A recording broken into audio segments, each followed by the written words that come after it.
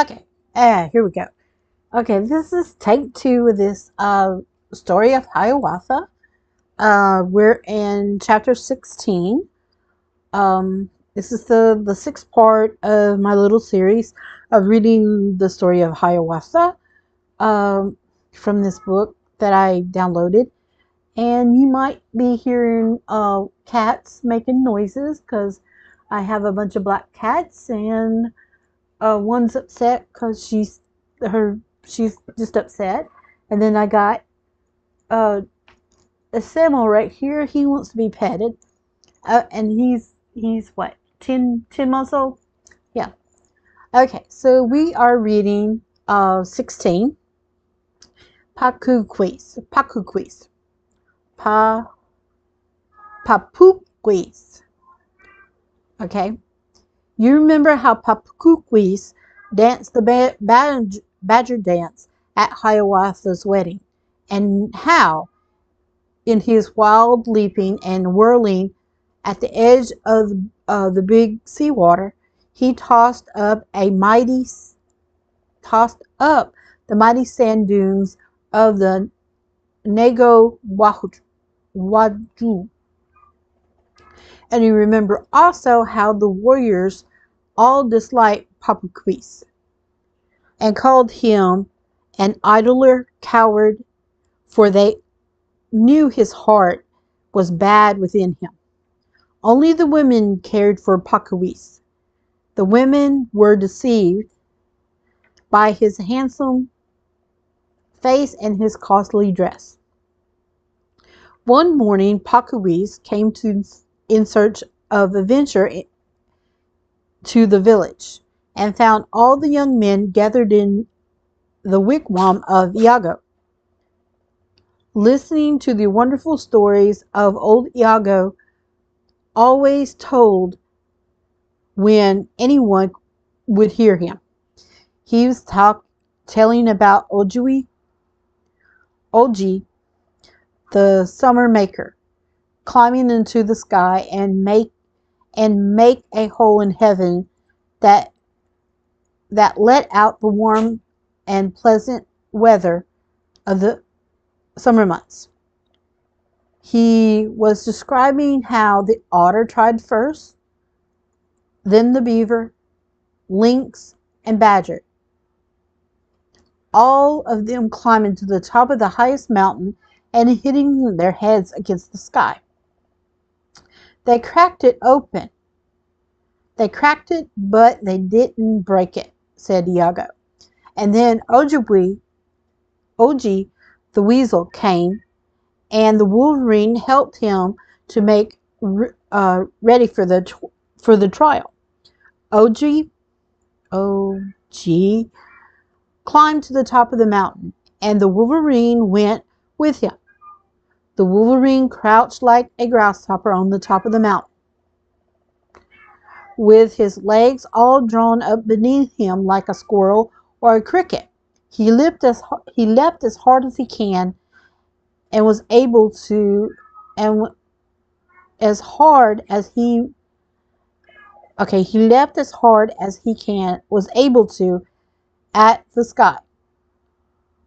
First time he leaped, said Iago, the sky bent above his head as ice in rivers when the water rises beneath it in the springtime.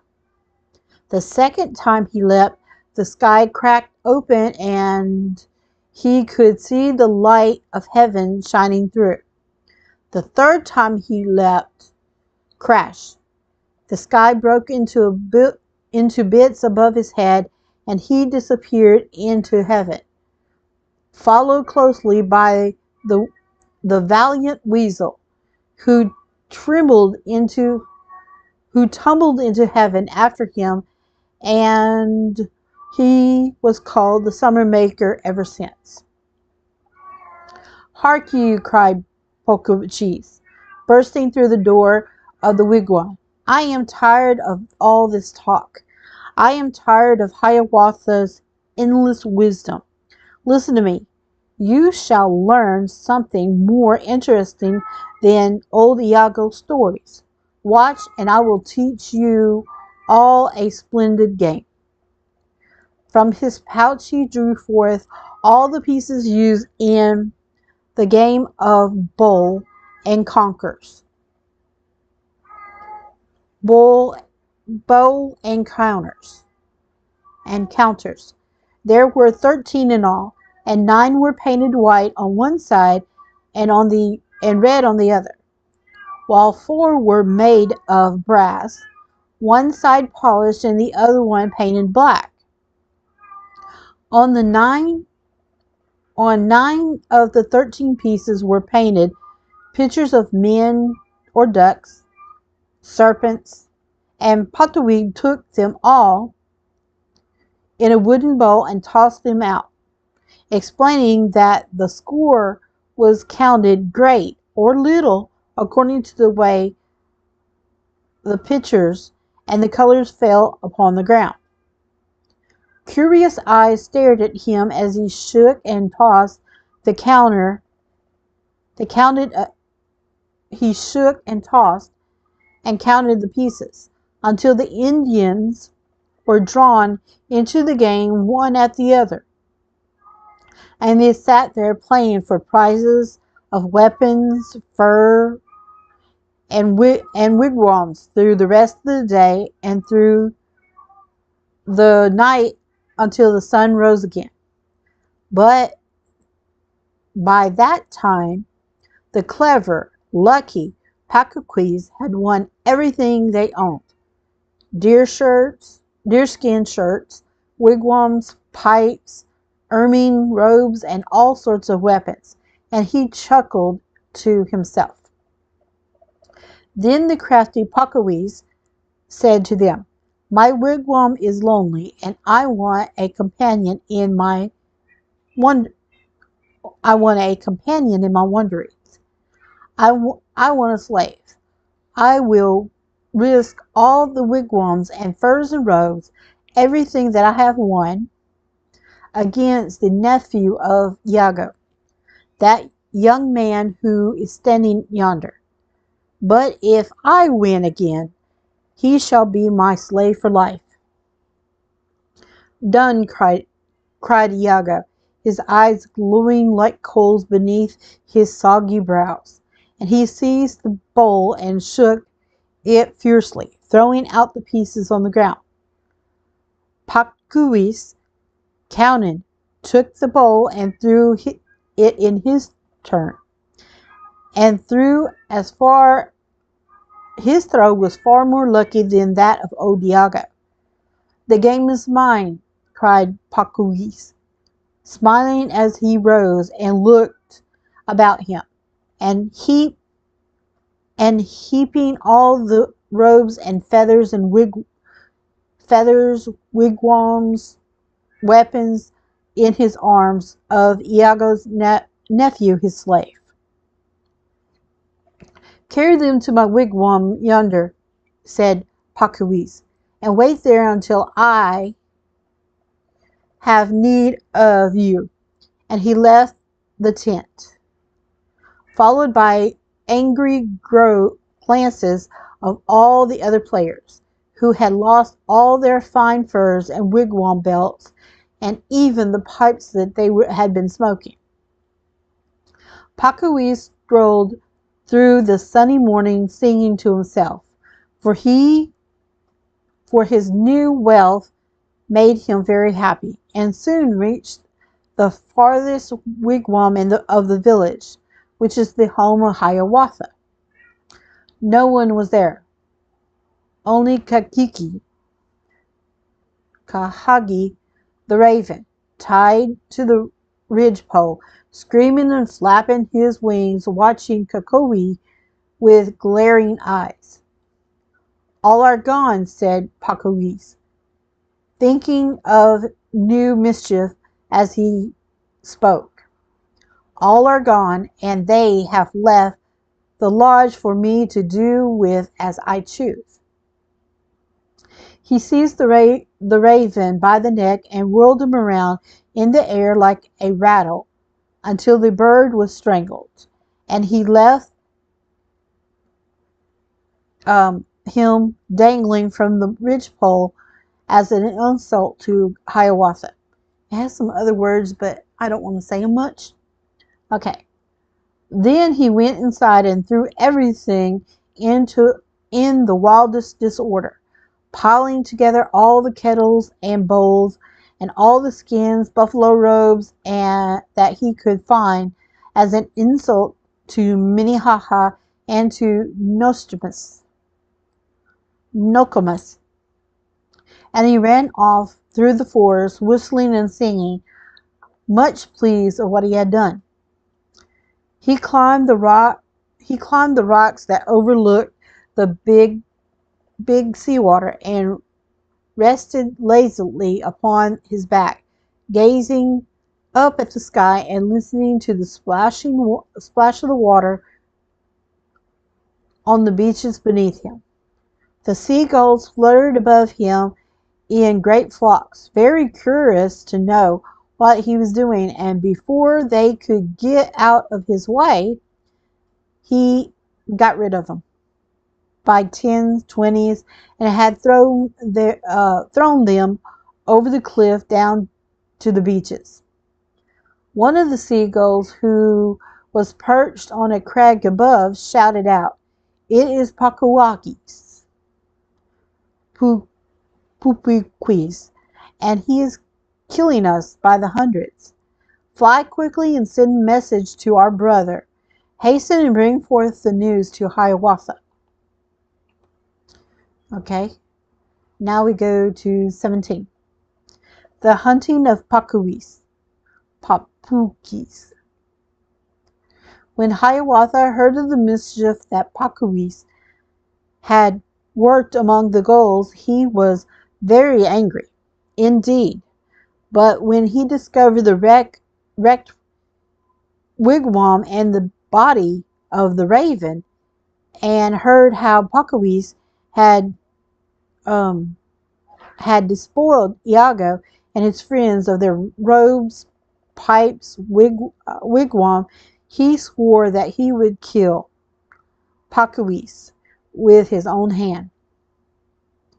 "The world is not so wide, but I will find him," cried Hiawatha. "The way is not so rough, but I will reach him with my anger." And with several hunters,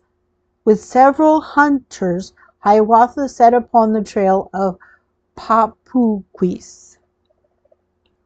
They followed it to the crags where he had killed the gulls. But by the time PAU-PUK-KEEWIS was far away among the lowlands, and turning back he saw his pursuers on the mountains and waved his arms to mock them. Hiawatha shouted at him from the mountain tops, "The world is not so rough and wide, but I shall catch you, PAU-PUK-KEEWIS. Hide where you will, but I will find you out." And PAU-PUK-KEEWIS sped forward like an antelope, for Hiawatha's word made him all of a sudden afraid. He rushed through the forest until he came to a little stream that had overflowed its banks, and there was a dam made by the beavers. PAU-PUK-KEEWIS stood on the dam and called, and the king of the beaver, Ahmeek, rose to the surface of the water to find out who the stranger might be. "Ahmeek, my friend," said PAU-PUK-KEEWIS, "the water is very cold and pleasant. Let me dive in and stay with you for a while. Change me into a beaver like you, so that I can rest with you in your lodge beneath the water." "Wait a while," said Ahmeek, looking at him cautiously. I must ask the other beavers," he said, as he sank beneath the water like a stone. PAU-PUK-KEEWIS thought he could hear Hiawatha and the hunters crashing through the forest, and he waded out upon the dam, calling to the beavers until one head after another popped out of the water, and all the beavers on the pond looked at him. Our dwelling is very pleasant, my friend. Your dwelling is very pleasant, my friends, said PAU-PUK-KEEWIS in an entertaining voice. Cannot you change me into a beaver? Yes, said Amik. Let your side down into the water and you shall become as we are. PAU-KEEWIS slid down into the water and his deer shirt and moccasins became black and shiny. His fringes drew together in a clump and he became a broad black tail. His teeth became sharp and long whiskers sprouted out of his cheeks. He had changed into a beaver. Make me large, he said as he swam about the pond. Make me 10 times bigger than the other beavers. And Amalek said, yes, when you enter our lodge beneath the water, you shall be 10 times as large as any one of us. They sank down into the water, and PAU-KEEWIS saw great stores of food upon the bottom.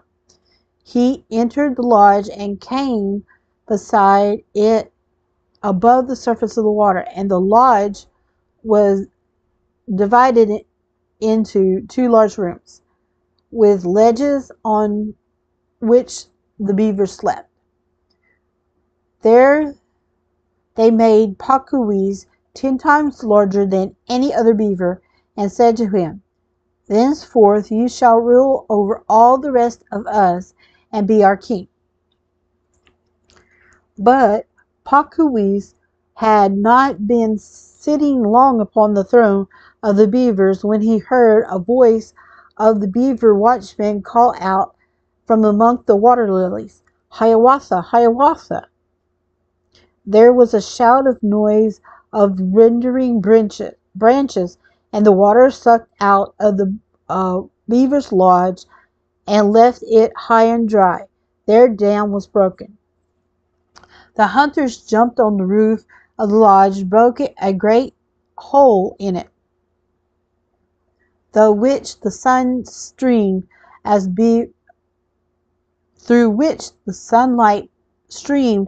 the beavers scuttled away through the doorway to seek safety in the deep water. But PAU-KEEWIS was so big and so puffed up with heavy feeding and the pride of being king that he could not crawl through the doorway with the others, but was helpless before the hunters. Hiawatha looked through the roof and cried, Ah, PAU-KEEWIS, I know you in spite of your disguise.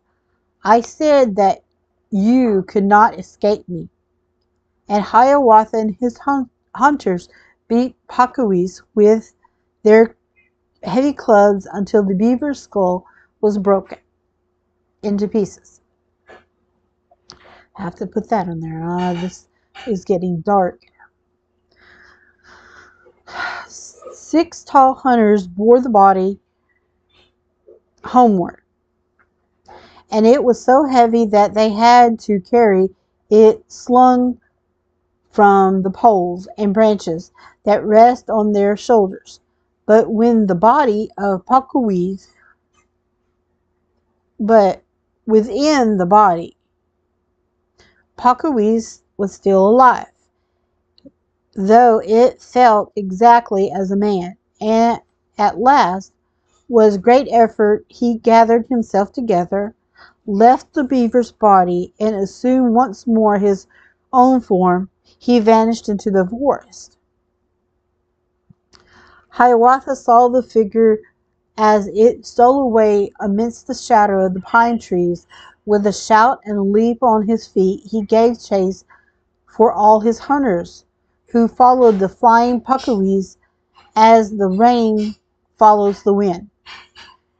The hunted man, all breathless and worn out, came to a large lake in the middle of the forest, and there he saw the wild geese that we call the brant, swimming, diving among the water lilies, enjoying themselves upon the water.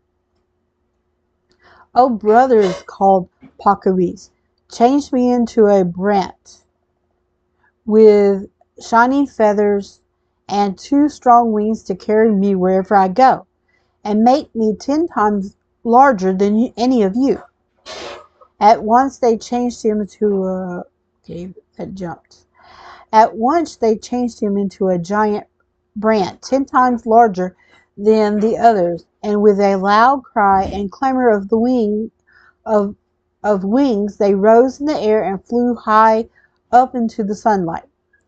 As they flew, they said to PAU-KEEWIS, "Take care that you do not look downwards as you fly, or something strange and terrible will happen to you." But suddenly they heard the sound of shouting far beneath them, and PAU-KEEWIS, who recognized the voice of Iago and the tones of Hiawatha, forgot the warning about looking down, and drew his long black neck to gaze upon the distant village. The swift wind that was blowing behind him caught his mighty tail feathers, tipped him over, and PAU-KEEWIS struggled in vain to get his balance, flew through the clear air like a heavy stone. He heard the shouting of the people growing louder and louder. He saw the brant become little specks in the air above him, and he plunged downwards. The great goose struck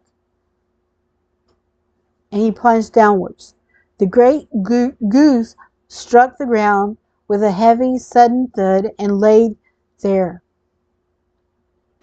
But PAU-KEEWIS still lived in the crushed body of the giant bird, and he swiftly took his own form again and rushed along the shore of the big seawater, with Hiawatha close upon his heel.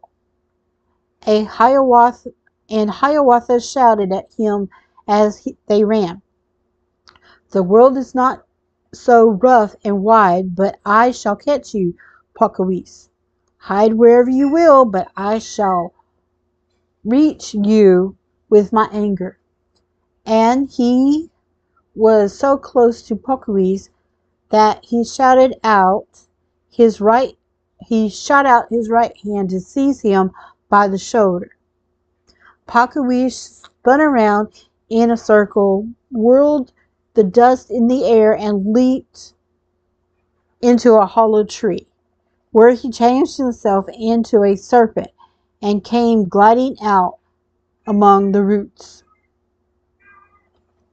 Hiawatha broke the tree into pieces with a blow of his magic mittens, but there was no PAU-KEEWIS inside it, and Hiawatha saw him once again in his own form, running like the wind along the beach.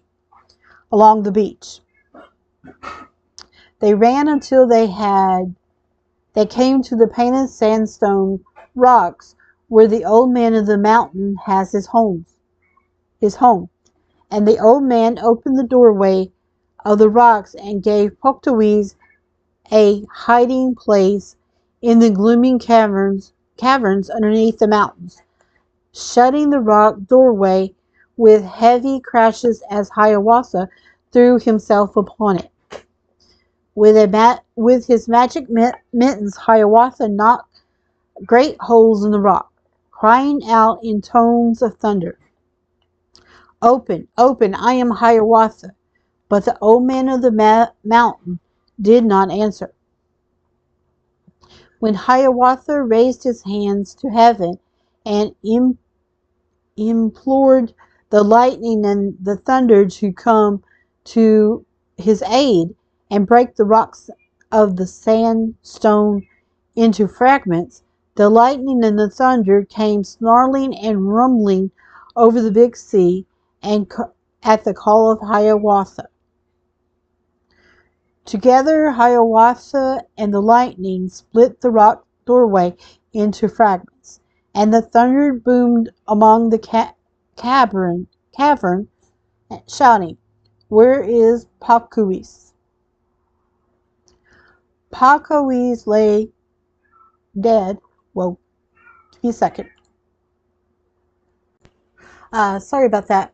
I had to go do something. Okay, so where are we? Okay, so we're at PAU-PUK-KEEWIS lie dead among the caves of the sandstone, killed by Hiawatha and the lightning and the thunder. This time he was dead for real, where it says indeed, crushed by the rocks that had fallen upon him, and in his own form, so he may never rise again. Hiawatha took the ghost of PAU-PUK-KEEWIS and changed it into a great eagle with wheels and circles in the air to this day.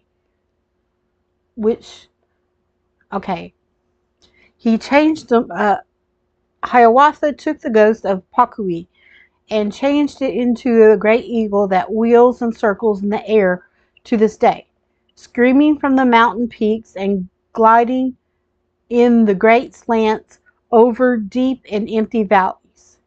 In winter, when the wind whirled the snow in the drifts and eddies around the wigwam, the Indians say to one another, "There is PAU-KEEWIS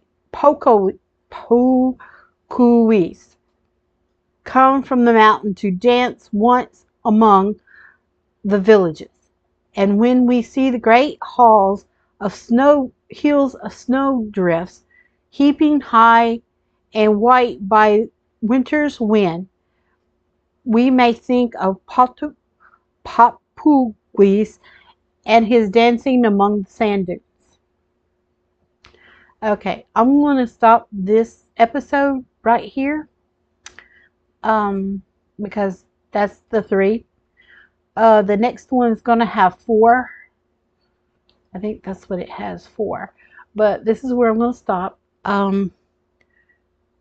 Vashi's kind of upset because all her kittens passed away. Not sure what it was and everything. But it happened last year. The same. Her first set did the same. But lucky enough, the other kittens didn't, is because they had 3 mamas. Each one of the 3 mamas had kittens like no more than hours apart. So that's why I had so many cats, and still do. I do, do need cat food every so often and everything. Another up thing at this moment, she's not completely on the schedule. She's on probation, the 3-month probation that she gets for her new job, my daughter. So pray that works out. And she plans on going to school here coming up. And I did something dumb, and I stated that I'm self-employed to the DHS, which I kind of halfway hadn't, and I have to announce when I do make a sale and put it on there, because I'm not going to go underhand and do the underhand, get paid in cash and don't have record of it, because this is a business. What I'm trying to do, my artwork is a business, and and I'm trying to be self-employed, so that's a good thing. I got on ArtStation, so there's prints of some of my marker works that I just got through been doing marker works for a couple of weeks, and I started watercolors yesterday. I did 3, and then of course acrylics and this, that, and the other. So you can always go over there. Other than that, I really don't have anything else to say except for keep us in your prayers or mention our names and everything. And if you like this, just don't forget to thumbs up and do whatever you need for whenever I drop this again. And I'll see you in the next time. All right. Bye.